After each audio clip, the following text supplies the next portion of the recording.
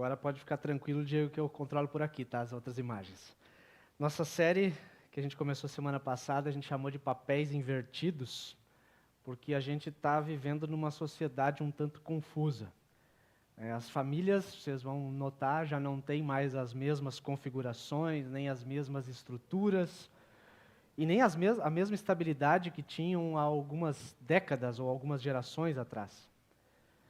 Alguém já disse que a família é a célula máter da sociedade, né? Ou seja, famílias bem estruturadas resultam numa sociedade bem estruturada. Famílias frágeis e disfuncionais vão acabar resultando numa sociedade frágil e disfuncional. Famílias confusas formam uma sociedade confusa. E a nossa sociedade está mudando, e eu considero importante a gente sempre se apegar na palavra de Deus. Mesmo num contexto que muda, a palavra de Deus não muda, ela continua a mesma, mas ao mesmo tempo continua relevante, continua atual. E na palavra, na Bíblia, Deus revela quem nós somos, revela o nosso pecado e também apresenta o único meio pelo qual a gente consegue ser salvo. É Jesus, não tem outro caminho.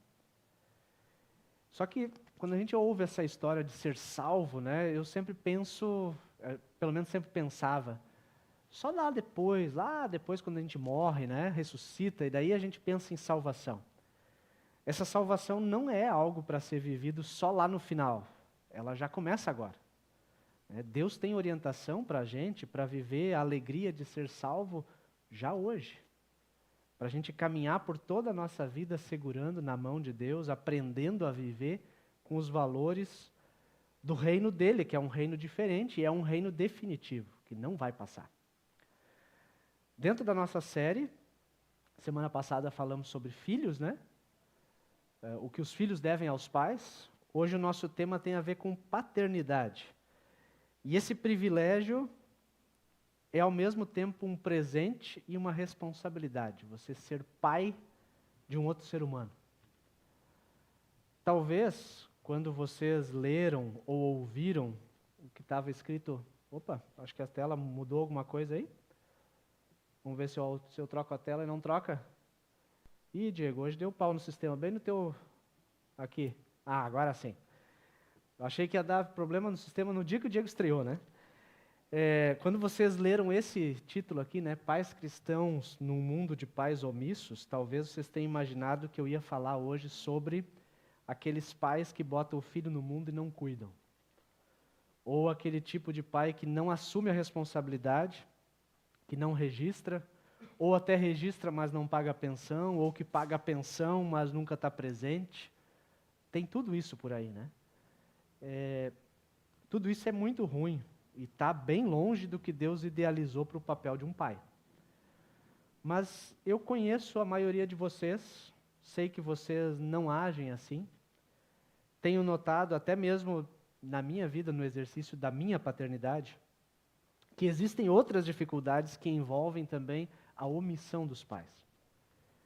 E não tem a ver com presença, né? Não tem a ver com a provisão, mas muitas vezes com falta de clareza sobre o papel que um pai é chamado a exercer na vida de um filho. É por isso os papéis invertidos. Eu noto que há confusão na minha geração sobre o que é ser um pai. E eu quero começar pensando no caso bíblico de um pai omisso. Tem na Bíblia também história de pais que não foram bons pais. Eu não sei quem já ouviu falar na história do sacerdote Eli e dos seus 2 filhos. Já ouviram essa história? Eli e seus 2 filhos? A história está registrada, o foco da história não é o Eli, né? Ele é um personagem secundário lá em 1 Samuel. Está registrado no primeiro livro de Samuel, conta que o Eli era o sacerdote no tempo em que o Samuel nasceu, o profeta Samuel. E o Eli era sacerdote e também era juiz em Israel, ao mesmo tempo. Ele exerceu essas funções por 40 anos. Imagina, 40 anos sendo juiz e sacerdote do povo de Israel, né? Por 40 anos, Eli foi o cara mais importante da nação. Porque naquele momento eles ainda não tinham reis. Então o juiz era quem julgava os casos conforme a lei de Deus. O juiz, na prática, liderava o povo. Não era como hoje a gente tem o poder judiciário, o poder executivo, o legislativo, isso é da nossa democracia. Naquele momento em Israel, o que funcionava era a teocracia. A lei era de Deus e os juízes julgavam as causas, organizavam. E além de Eli ser juiz, era sacerdote. Então ele era político e religioso ao mesmo tempo. Hoje a gente iria dizer, não dá muito certo isso, mas naquele momento era o que acontecia, o sistema era outro. Sendo um cara tão importante, tão cheio de trabalho, parece que Eli não conseguiu dedicar o tempo e a atenção necessários com seus filhos. Ele ensinou toda a questão da religiosidade para os seus 2 filhos, mas não conseguiu impactar eles com a essência da fé que o próprio Eli tinha. Naquele tempo, os filhos herdavam as funções do pai. Então, os filhos de Eli, eles também se tornaram sacerdotes. Os sacerdotes eram aqueles que faziam os rituais no templo, né? Apresentavam os sacrifícios do povo diante de Deus, diante da tenda sagrada. Eli ensinou os ritos, ensinou o que cada um devia fazer, como é que deveriam proceder com os sacrifícios, mas Eli não ensinou seus filhos a temer e amar a Deus, porque a Bíblia diz que os 2 eram absolutamente maus e desprezavam o Senhor, mesmo sendo sacerdotes de Deus, o Senhor. Os filhos do sacerdote Eli, diz lá em 1 Samuel, não prestavam, e não se importavam com Deus, o Senhor. Eli foi um homem que se dedicou de corpo e alma ao seu trabalho, na liderança, na condução do povo de Deus, mas ele não alcançou êxito na tarefa de pai, de um pai temente a Deus. É possível até que ele tenha se dedicado tanto ao seu trabalho, julgando todas as causas que vinha para ele, ouvindo as pessoas, fazendo sacrifícios a Deus, para que as pessoas pudessem ser perdoadas. Afinal, esse era o trabalho de um sacerdote, ele se esmerava nisso. E quem sabe, por falta de tempo, por se sentir cansado de tanto ter trabalhado, acabou terceirizando o ensino dos seus filhos. E aí o Eli foi um cara que teve sucesso no trabalho, mas em casa foi um fracasso. Eli foi o tipo de cara que sabe cuidar dos outros, mas não sabe cuidar da sua própria família. Existe isso até hoje. O Eli era um líder religioso, e até hoje esse erro continua acontecendo também com líderes religiosos. Hoje a gente não tem nenhum aqui, eu acho, mas tem alguns que frequentam, quer dizer, tem a Débora, né? A gente sabe de muitas piadas até com filhos de pastor, não tem? A gente sempre fala, né? Filho de pastor é problemático. Filho de pastor carrega muitas vezes alguns traumas por serem filhos de pastor. E em muitos casos, os filhos até são problemáticos um pouquinho por causa disso. Porque muitas vezes o pastor passa a vida cuidando de todo mundo, mas não cuida da sua própria casa. Eu sei porque eu sou pastor e, infelizmente, isso é comum entre pastores. De vez em quando a gente ouve isso. E a tentação dos pastores é dar uma espiritualizada no erro, né?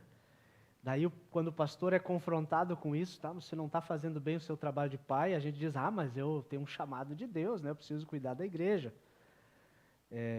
Eu preciso me dedicar ao ministério. A família vai precisar compreender. É o que a gente diz como pastor muitas vezes. E uma grande parte de nós, pastores, não percebe que quem precisa compreender algumas coisas somos nós mesmos. Porque Jesus nunca pediu para nenhum pastor dar a vida pela igreja. Nunca pediu. Quem fez isso foi Cristo. Cristo deu a vida pela igreja. Pastores não precisam dar a vida pela igreja. A recomendação do próprio Cristo é que os maridos deem a vida pelas esposas. Essa sim, a gente leu semana passada. Os homens precisam dar a vida pelas suas famílias. Os pastores não precisam dar a vida pelas suas igrejas. Porque Cristo já fez isso. A família é o primeiro ministério que eu tenho para cuidar. Eu considero assim. A família é o meu primeiro ministério. Porque tudo começa em casa. Se não estiver bem em casa, Se eu não for um bom marido, um bom pai, eu não estou nem qualificado para ser pastor. É o que a Bíblia diz, que o pastor precisa ser esposo de uma só mulher, cuidar bem da sua casa, ensinar bem os seus filhos. Talvez alguns aqui tenham sido criados cumprindo ritos na igreja, e ia para o culto, ia para a missa, ia para o lugar que fosse, mas o pai na igreja era uma coisa e em casa, no dia a dia, era outra. E como isso impacta a vida de um filho. Porque o ensino se dá muito mais pelo exemplo do que por palavras. E se você é pai, principalmente de pais pequenos aí, fica esperto, né? Criança é tipo agente do FBI. Está sempre de olho, né? Você acha que ele está lá olhando um desenho, sem nada a ver, mas está com o radar ligado, está te vendo, está te escutando, está te avaliando e está te imitando em um monte de coisa. Isso tudo que os nossos filhos estão vendo da gente está moldando o caráter. Não tem jeito. Essa é a função para a qual Deus nos chamou. Além de não conseguir ensinar os seus filhos a temer e amar a Deus, o Eli, ele cometeu um outro erro também. Entre tantos, né? Mas que a gente pode perceber do próprio texto da Bíblia. Eli cometeu o erro de idolatrar os seus filhos, de colocar os filhos no pedestal. E aí, diz ali Eli, né, é uma palavra de Deus para ele, por que você honra os seus filhos mais do que a mim? Deus está dizendo. Deixando que eles engordem, comendo a melhor parte de todos os sacrifícios que o meu povo me oferece. Parece um texto estranho, mas vamos entender. Os sacerdotes, os filhos de Eli eram sacerdotes, eles tinham o direito de uma parte da carne que era oferecida como sacrifício. Lembra? Tinha que levar um animal inteiro para ser queimado no altar, né? Uma parte dessa carne os sacerdotes podiam pegar. Mais ou menos como hoje em dia, que na igreja a gente também junta as ofertas, dessas ofertas a gente oferece um auxílio subsistência para o pastor, para o sustento da sua família. Deus havia dado ordens expressas de como deveria se proceder naquela antiga aliança. Como é que os sacerdotes deveriam pegar essa carne. Só que a Bíblia diz que os filhos de Eli eram gananciosos. Eles não se contentavam com o que era oferecido para eles. Eles queriam as melhores partes. Eles forçavam muitas vezes as pessoas a entregar as melhores partes para eles. Quando chegava o animal para ser sacrificado, trazendo para a nossa realidade, seria como se os filhos de Eli já queriam logo a picanha e a costela gorda, né? Não é qualquer pedaço, eu quero o melhor para fazer o meu churrascão. Literalmente, eles profanavam aquilo que Deus considerava santo, porque eram as ofertas do povo de Deus que eram queimadas no altar. E o pior, o Eli sabia disso. Os filhos de Eli, diz a Bíblia, tratavam com muito desprezo as ofertas trazidas a Deus. E para o Senhor, o pecado desses moços era muito grave. Eu não copiei exatamente o texto aqui, mas o Eli, diz a Bíblia, que ele sabia que os seus filhos, que eram sacerdotes, casados, tinham relações com mulheres que trabalhavam na entrada da tenda sagrada. Olha a confusão que estava, né? Os sacerdotes estavam tendo relações fora do casamento com as mulheres que trabalhavam na tenda. Diante de toda essa confusão, Deus mandou um profeta falar com Eli e dizer com todas as letras para ele: você, Eli, está honrando seus filhos mais do que honra a mim. Você está idolatrando seus filhos. Eli, você inverteu as coisas, você colocou seus filhos num pedestal e abriu mão de corrigir eles. Você deixou de estabelecer limites claros com eles, não aplicou disciplina quando era necessário. E agora que eles estão crescidos, está tudo mais difícil. A gente que é pai precisa parar um pouquinho e pensar um pouco. Me coloco junto. Será que muitas vezes a gente não se pega também idolatrando os nossos filhos? A gente sempre diz que a gente vive para eles. Nós vivemos para eles e por eles, né? Não queremos que se frustrem de jeito nenhum. A gente, se puder cair no lugar do filho, a gente cai. E a Bíblia diz que o coração da criança é inclinado à insensatez, mas a vara da disciplina a afastará dessa insensatez. A gente hoje em dia quase não fala mais em vara da disciplina, né? Na lógica da Bíblia, disciplina não é sinal de espancamento. Muito pelo contrário, é sinônimo de amor. Falta de disciplina, na Bíblia, é falta de amor. Porque Deus ama a todos e disciplina seus filhos. Você que é pai, você que é mãe, é difícil a gente dizer isso hoje, e talvez dizer mais fácil, fazer mais difícil. Mas nós que somos pais precisamos frustrar os nossos filhos. Nós precisamos frustrar os nossos filhos. Eu preciso dizer isso para mim mesmo, porque não é fácil. Se os nossos filhos não aprendem a se frustrar quando pequenos, vão ter sérias dificuldades na vida adulta.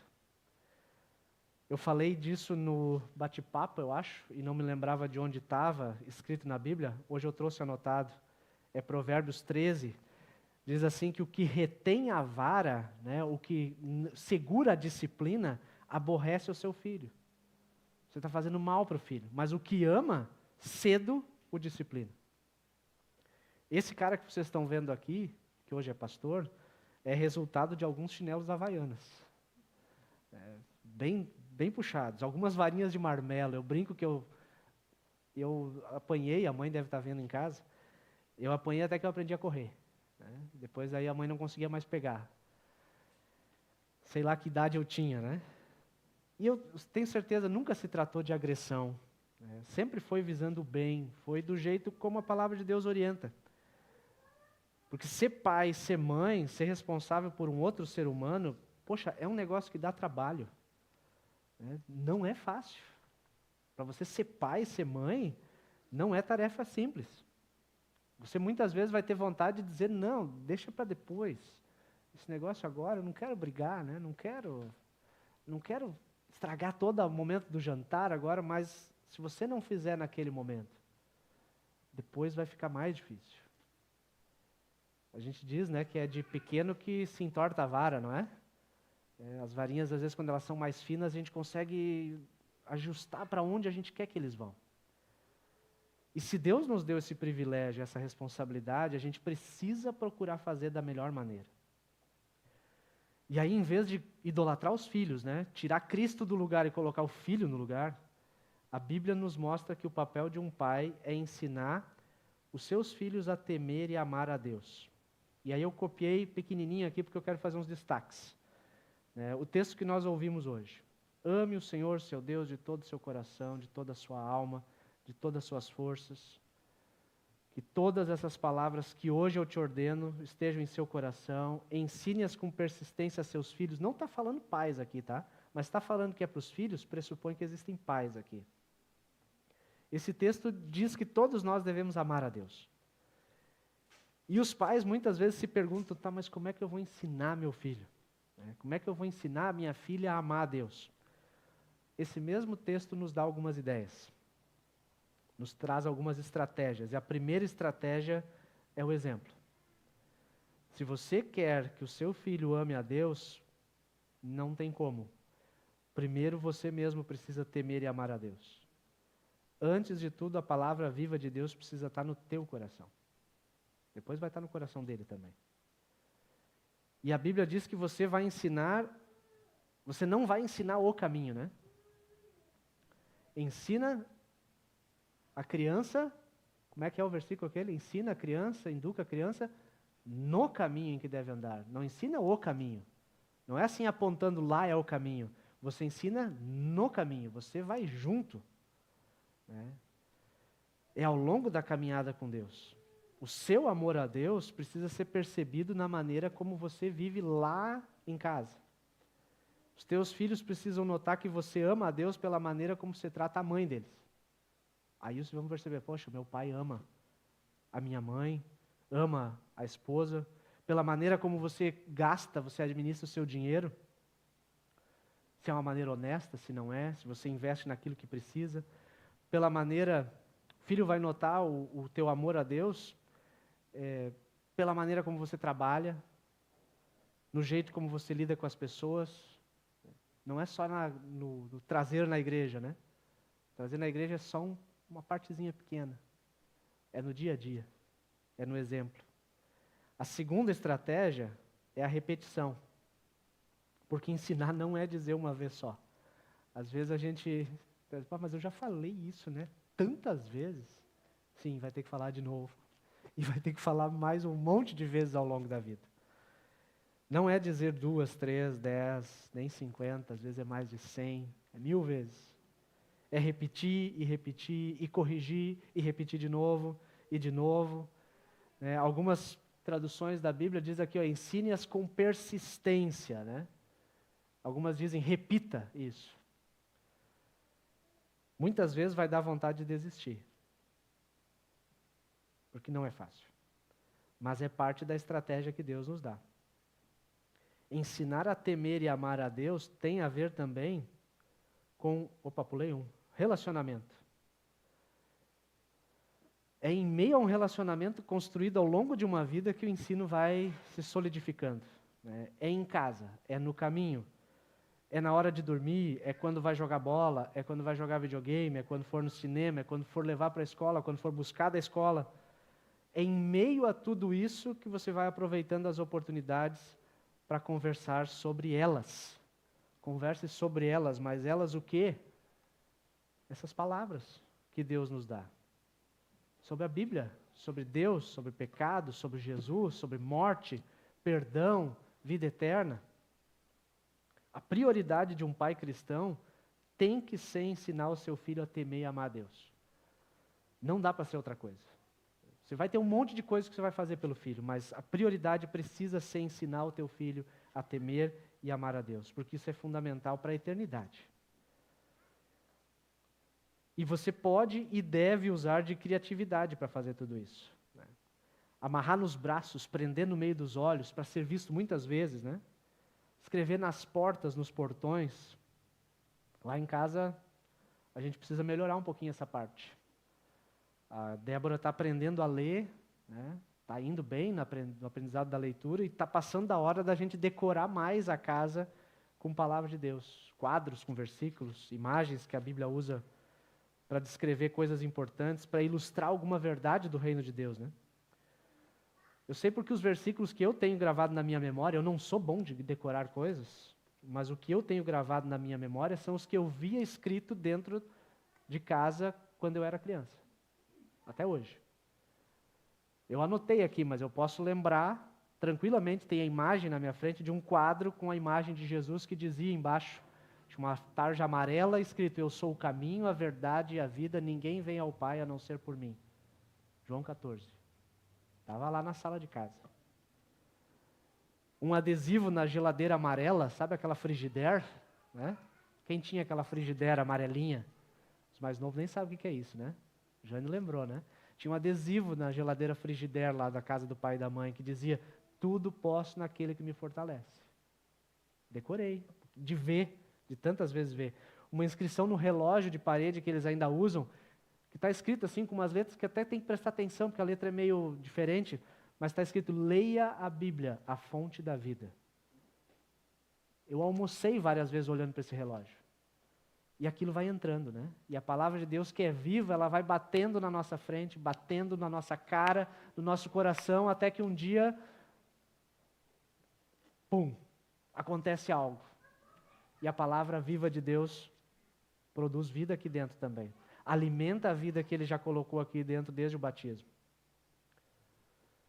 Exemplo, repetição, relacionamento, criatividade é a estratégia de Deus para não errar como Eli errou. Eli errou com seus filhos. Eli teve um final trágico, os filhos também tiveram. Se você é pai como eu, você deve estar fazendo agora uma autoanálise, né, interior assim, diante de tudo isso. E provavelmente você deve ter identificado alguns acertos. Isso aqui eu consegui, né? Mas também deve ter identificado algumas coisas que, essa aqui eu pisei na bola. Errei no exercício da paternidade. E aí, Deus está dizendo para a gente assim, olha, se está em tempo, se você ainda tem seus filhos pequenos, se eles ainda te obedecem, te respeitam, se dá tempo de corrigir, corrige o que precisa corrigir. Não seja um pai omisso, né? Procura fazer sempre o seu melhor. Agora, se não é mais possível, né? Se a infância dos filhos já passou, Se você considera que já perdeu o momento, se os filhos talvez nem estejam mais aí, coloca os teus erros diante de Deus, em arrependimento, em fé, porque você não é e nunca vai ser o pai perfeito. Você pode ser um bom pai, mas você não vai ser o pai perfeito. Só Deus é o pai perfeito. E Ele é tão bom que Ele tem perdão para todos os nossos erros, também aqueles que a gente erra sendo pais, exercendo esse papel de pai na vida de alguém. Para refletir e praticar, a melhor forma de educar os filhos é ensiná-los a temer e amar a Deus. E se você é pai, essa precisa ser a tua prioridade. Os pais são líderes espirituais na vida dos filhos.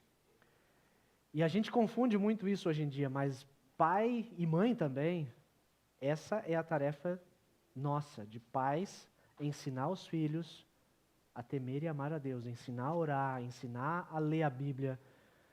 Você tem o privilégio e a responsabilidade de ensinar com exemplo, com repetição, com relacionamento, com criatividade. Se você só traz o filho para a igreja no final de semana e não viver a palavra nos outros dias, você não está cumprindo bem o papel de pai para o qual Deus te chamou.